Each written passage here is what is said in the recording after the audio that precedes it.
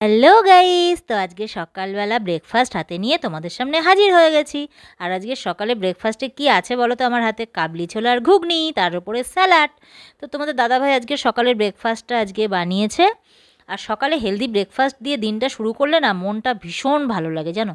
কোনো দিনও যদি শখ করে উল্টোপাল্টা খেয়ে নিলাম, হয়তো কোনো দিন একটু লুচিই খেয়ে নিলাম শখ করে, মনটার মধ্যে মানে শান্তি পাই না।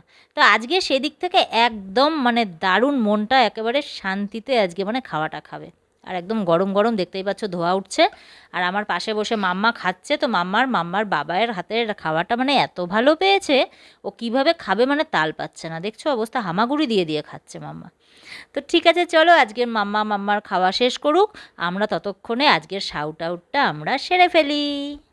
এমডি লিটন শেখ আমার ভিডিওতে দেখো কমেন্টগুলো করেছে, আমি মানে ছাতার মাথা কিছুই বুঝতে পারছি না। চ ঢ থ ঙ ছ ত ঙ ত ঘ র ঙ চি চ থিঙি ঘ ন ঘ।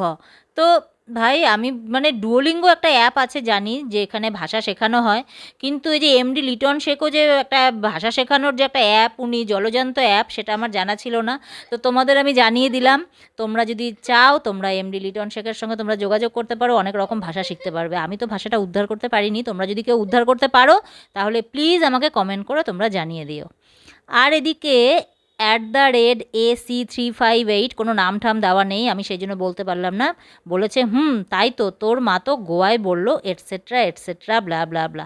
তো ভাই আমি তোমাকে শুধু একটাই কথা বলবো, তুমি তো আমার কোনো সেই রকম ক্লোজ ইয়ার দোস্ত এরকম তো ব্যাপার নেই, মানে তুই তাকারি ব্যাপারটা খুব ক্লোজ হলে শুনতে ভালো লাগে।